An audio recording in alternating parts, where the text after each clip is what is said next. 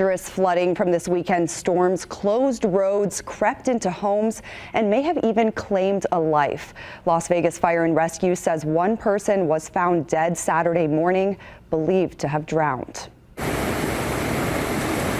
Rushing floodwaters from monsoon storms over the weekend sweeping across parts of the Las Vegas Valley.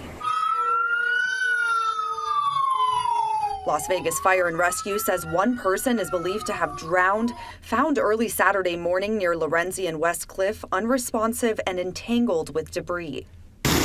Wow. Meanwhile, the Red Cross responding to at least 3 different apartment complexes Saturday. A Fox 5 viewer shared these videos from her apartment on Boulder Highway in Tropicana.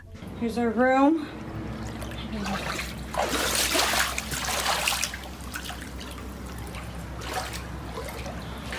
Here's the front door. This is outside our window.